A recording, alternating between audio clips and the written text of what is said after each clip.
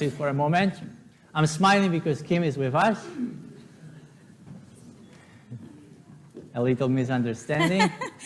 Thank you, Kim. In my defense, I was asked after the 11 o'clock Mass, which is my normal Mass that I go with my family. You can see I'm here all by myself. Usually we're that front row right there. But yeah, Terry asked me, I guess I missed something. I thought I was speaking at the end of Mass, and we have to go tomorrow morning for a retreat up in a Pacon with my second graders. So I wasn't even going to church tonight. So that's why I'm here. But I'm here. So I'm sorry. Just a little background. My name is Kimberly Reed, and I am married to Scott Reed, and we have 5 children. Peyton is 19. He's attending college. Finley is 17. She's a junior at Jefferson Township High School. I also have Kaylin and Jameson, who are twins. They are freshmen at the high school. And then we go all the way down to Elsie, our youngest. She's a second grader at White Rock School. I've actually been a member of St. Thomas for 49 years. I wanted to write 29, but I knew you wouldn't believe me, so I wasn't going to lie. But 49 years. My parents moved into my childhood home in 1973, actually March 17th of 1973, so St. Patrick's Day. And my parents attended church each Sunday. They still do. They would also be here, but they're going to go 11 o'clock Mass, which is a whole nother tale. My mom was like, you're going to talk and I'm not going to be there.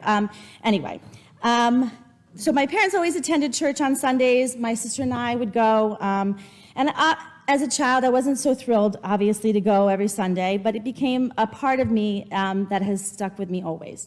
My ties to St. Thomas have always been strong, but although growing up, I didn't think I would still live in Oak Ridge as an adult. I had different ideas up until the time in October in 1994, when a young man named Scott started a conversation with me actually in St. Thomas parking lot. Our sisters had been friends in high school, so I sort of knew him, but we started talking, and then 25 years married, 5 kids, 2 dogs, a cat. Here I am today. So Terry had asked me to talk, and when she asked me to talk about this, helping in your church and being a part of it, it was a funny thing to write about, because in my head I'm just thinking, like right now, all I'm doing is I'm teaching CCD. Now, when I get to the part where you realize how many kids I have in CCD, you'll understand, but I still thought, I'm only teaching CCD. But then I started to write some things down, and it goes back, obviously, a lot farther than that. So I was baptized here. I made my first communion. Oh, I'm going to cry, I think. Reconciliation, my confirmation, and then I married Scott here. Oh, my goodness, I didn't think this would make me cry reading it at home. I have gone on to celebrate 4 baptisms, 3 communions, 1 coming in May for my second grader, 4 reconciliations, 2 confirmations. They were all for my own children.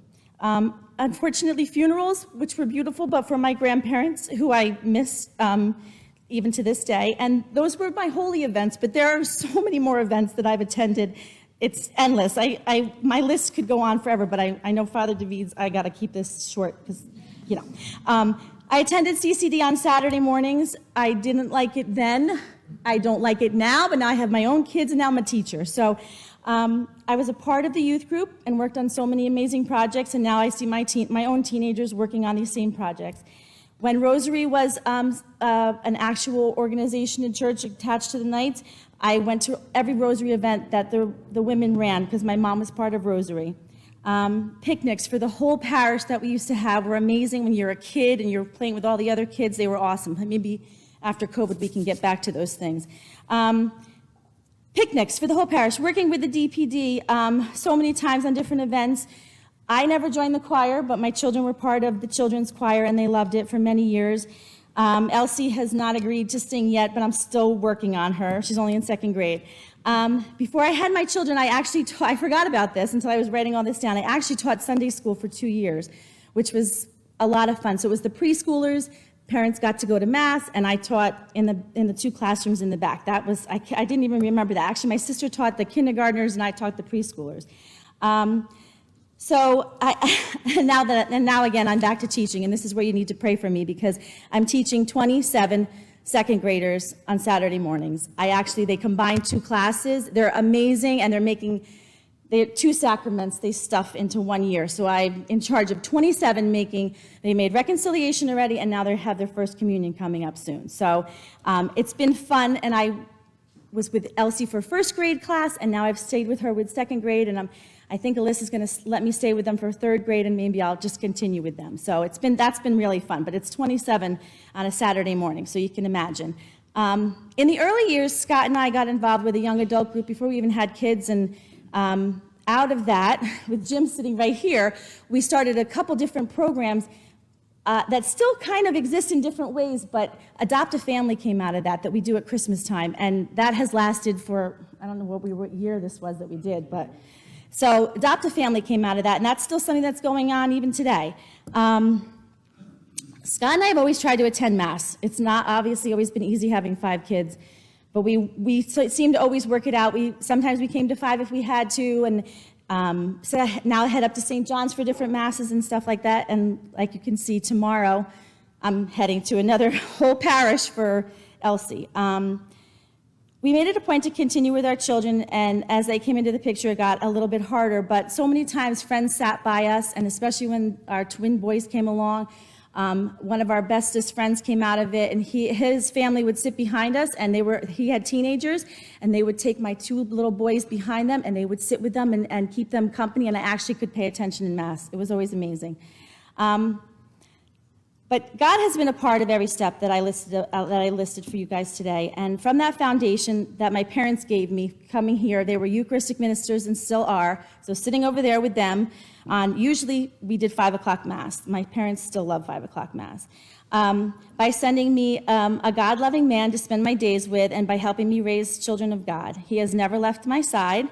The church has been a place where I've always found peace.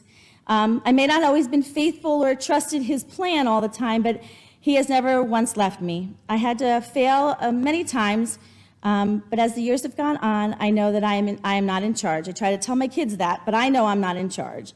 God's plan for me is better than any one I could have come up with, and I plan to keep letting him guide my life. There's so much more to come, and I hope in another 20 years, as I potentially write this again down the road, I can add so many more aspects of St. Thomas into my speech.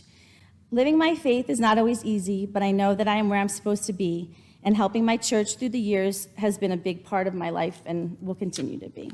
So, sorry I was late, but thank you, and just being a part of church is so important, and all of you know that you're sitting here, that it's important, so thank you. Thank you, Kim.